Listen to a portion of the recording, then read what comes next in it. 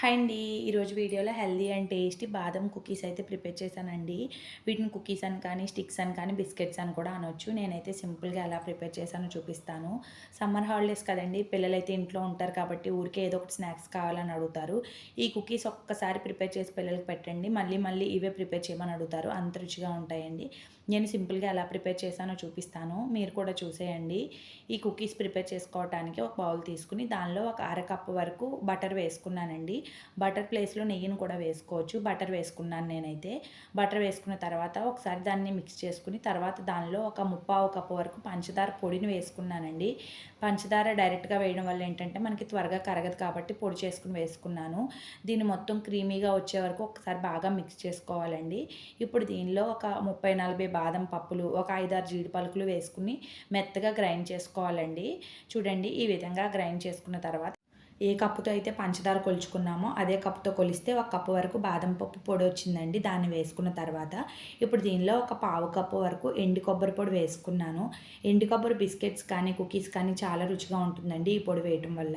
ఆ కొబ్బరి పొడి కూడా వేసుకున్న తర్వాత ఒక కప్పు వరకు మైదా పిండిని వేసుకున్నానండి. మైదా ప్లేస్‌లో గోధుమ పిండి కూడా వేసుకోవచ్చు. నేనైతే మైదా వేసి ప్రిపేర్ చేశాను. మైదా వేసుకున్న తర్వాత ఒకసారి చేత్తో మొత్తాన్ని బాగా మిక్స్ చేసుకోవాలి. మనకి పిండి కొద్దిగా గట్టిగా అనిపిస్తే కాచి చల్లార్చిన పాలు ఒక 2, 3 స్పూన్ల వరకు వేసుకొని కలుపుకోవచ్చండి. పాలు వేయడం వల్ల బిస్కెట్స్ రుచిగా ఉంటాయి. పిండైతే ఈ విధంగా చపాతీ పిండిలా కలుపుకోవాలండి. కలుపుకున్న పిండిని ఒక బటర్ పేపర్ తీసుకొని, దానిలో మనం ఏ షేప్‌లో అయితే బిస్కెట్స్ తయారు చేసుకుందాం అనుకుంటున్నామో, ఆ షేప్‌లో మనకి చపాతీ రోలర్ ఉంటుంది కదండీ! దాంతో ఒకసారి సమానంగా తయారు చేసుకున్న తర్వాత, మనం చేత్తో చిన్న చిన్న కుకీస్‌లా తయారు చేసుకోవచ్చండి. లేదు అంటే ఇలా స్టిక్స్‌లా కట్ చేసుకోవచ్చు. నేనైతే ఈ విధంగా స్టిక్స్‌లా కట్ చేసుకున్నానండి.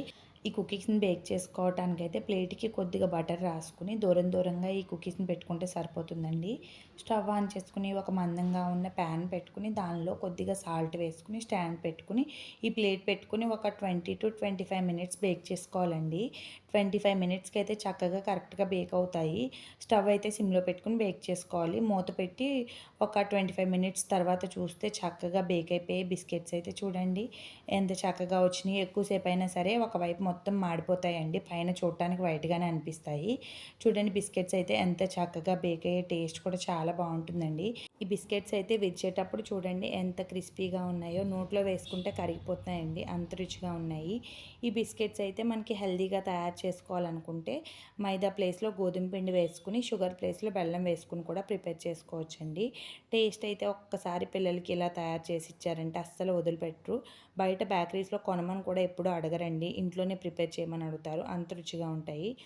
ఈ వీడియో గనక మీకు నచ్చినట్లయితే ప్లీజ్ నా ఛానల్‌ని అయితే సబ్స్క్రైబ్ చేయడం అస్సలు మర్చిపోవద్దండి.